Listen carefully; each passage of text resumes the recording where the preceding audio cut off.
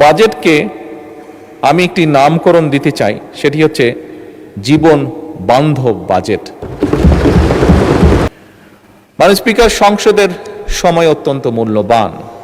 আমরা দেশের অতীত, বর্তমান, ভবিষ্যৎ নিয়ে অনেক আলোচনা করেছি, অনেক বক্তব্য রেখেছি।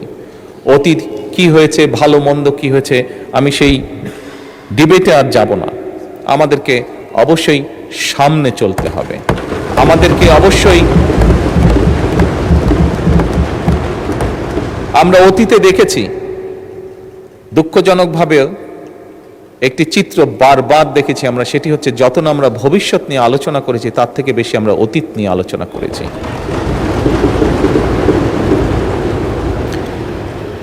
মাননীয় স্পিকার, আমি মনে করি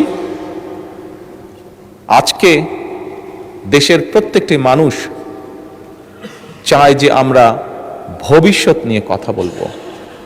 সেজন্যই মাননীয় স্পিকার, এই যে বাজেট সেশন, এই বাজেট সেশনকে বিশেষ করে যেহেতু আমি সরকারি দলের সদস্য, সেই জন্য আজকে আমরা যে বাজেট উপস্থাপন করছি, এই বাজেটকে আমি একটি নামকরণ দিতে চাই, সেটি হচ্ছে জীবন বান্ধব বাজেট।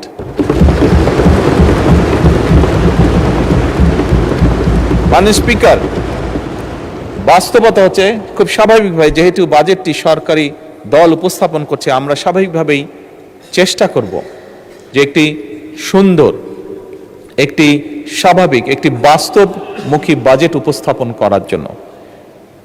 আমি বুঝি, আমি জানি, আমরা যে যত সুন্দর বাজেটই উপস্থাপন করি, যে যেটাই বলি না কেন, আমার মনে হয় এই কথাটিও বোধহয় মাননীয় বিরোধী দলের নেতা বলেছেন, যাই আমরা উপস্থাপন করি না কেন, সবকিছু কোনটা দিলেই যে সবকিছু একদম ঠিক হয়ে যাবে তা নয়। বাস্তবতা অনেক কঠিন।